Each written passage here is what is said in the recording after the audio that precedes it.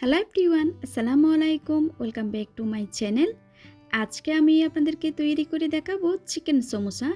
গতকাল আপনাদের সাথে যে সমোসা শিট রেসিপি শেয়ার করেছিলাম সেটা দিয়ে আজকে সমোসা বানিয়ে দেখাবো। আপনারা চাইলে এই সমোসাগুলোকে বেশ কিছুদিন পর্যন্ত সংরক্ষণ করে খেতে পারেন। আশা করি আমার আজকের রেসিপিটা আপনাদের ভালো লাগবে। ভালো লাগলে প্লিজ আমার চ্যানেলটা সাবস্ক্রাইব করার জন্য অনুরোধ রইল। চলুন তাহলে রেসিপিটি দেখে নেওয়া যাক কিভাবে এই মুচমুচে সমোসাটি তৈরি করা যায়। প্রথমে আমরা সমোসার পুরটা তৈরি করে নিব। তার জন্য প্রথমে 1 কাপ পরিমাণ পেঁয়াজ কুচি নিয়ে নিচ্ছি।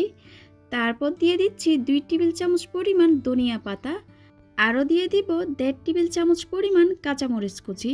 যে যেমন ঝাল খান সেটা বুঝে কাঁচামরিচটা বাড়িয়ে বা কমিয়ে দিতে পারেন। 1/4 টিস্পুন পরিমাণ লবণ দিয়েছি।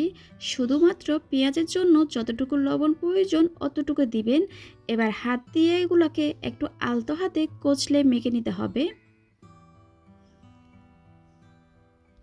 পেঁয়াজটা যখন খুব ভালোভাবে মেখে নেওয়া হয়ে গেছে তারপর দিয়ে দিচ্ছি 3/4 কাপ পরিমাণ চিকেন। আপনারা চাইলে হাফ কাপ পরিমাণ দিতে পারেন। আমি মুরগির বুকের মাংস আদা রসুন লবণ দিয়ে সিদ্ধ করে এভাবে করে চিড়ে নিয়েছি। 1 চা চামচ দিয়ে দিচ্ছি ভাজা জিরা। এবার এর মধ্যে দিয়ে দিব সমোসার শিট। কেটে নেওয়ার পর আশেপাশে যে বাড়তি অংশগুলো থাকবে সেগুলা তেলে ভেজে এরকম মুচমুচে করে নিয়েছি। এবার এগুলাকে হাত দিয়ে ভেঙে এভাবে করে ছোট ছোট করে পুরের মধ্যে দিয়ে দিব। আবার একটু হাত দিয়ে এভাবে করে মেখে নিচ্ছি সব কিছুকে। এটার কারণে কিন্তু সমোসার টেস্ট কিন্তু অনেক গুণ বেড়ে যাবে। সমোসার পুরটা কিন্তু রেডি হয়ে গেছে। এবার সমোসার ফোল্ড করার সময় সমোসাটা আটকে থাকে এজন্য একটা গ্লু তৈরি করে নিতে হবে। একটা বাটিতে নিয়ে নিচ্ছি 2 টেবিল চামচ ময়দা, সাথে দিয়ে দিলাম 3 টেবিল চামচ পরিমাণ পানি। পানিটা অল্প অল্প করে দিয়ে একটা আটালো গ্লু তৈরি করে নেব। গ্লুটা তৈরি হয়ে গেছে। আগে থেকে যেই সমোসার শিট তৈরি করে রেখেছিলাম সেই শিটগুলো আমি নিয়ে নিলাম।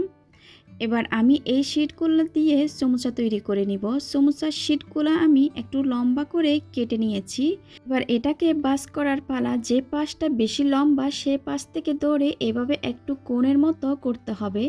তারপর কোণটাকে এভাবে গুলো লাগিয়ে দিয়ে এভাবে আবারও বাস করে নিতে হবে। আসলে আপনাদেরকে দেখে বুঝতে হবে কাজটা কিভাবে করা হচ্ছে। এটা একটা কোণের মতো হয়ে গেছে। আমি একটু ভালো করে চেপে চেপে দিচ্ছি যাতে করে খুলে না আসে।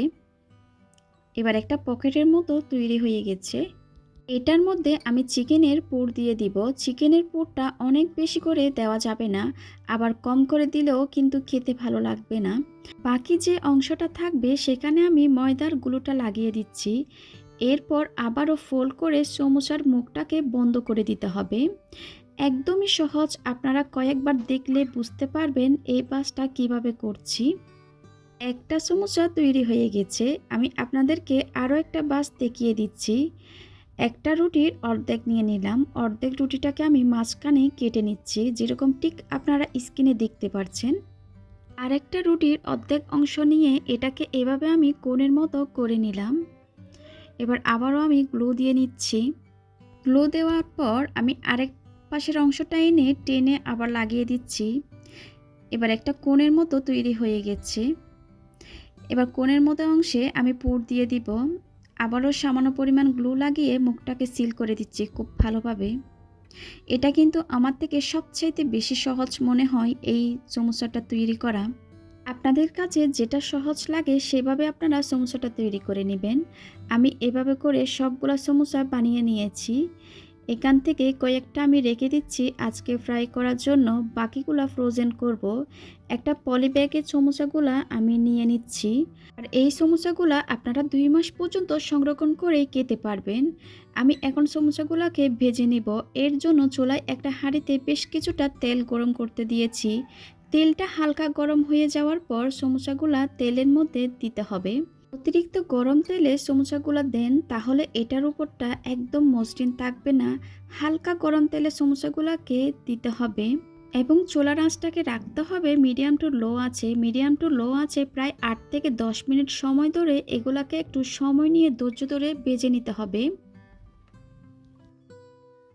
যখন এরকম একটু সাদা হয়ে আসবে তখন এগুলাকে একটু উল্টিয়ে দিতে হবে।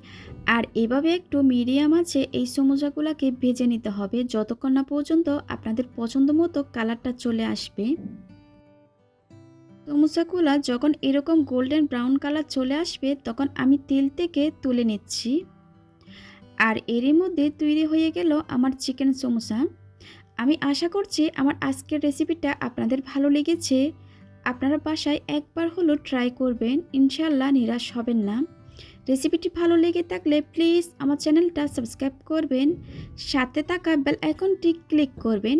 এতে করে আমি কোনো রেসিপি আপলোড করলে আপনারা সাথে সাথে নোটিফিকেশন পেয়ে সবার আগে দেখতে পারেন। আর রেসিপি সম্পর্কে কোনো প্রশ্ন থাকলে কমেন্ট সেকশনে গিয়ে কমেন্ট করতে পারেন। আজকের মতো বিদায় নিচ্ছি, সবাই খুব ভালো থাকেন, আল্লাহ হাফেজ।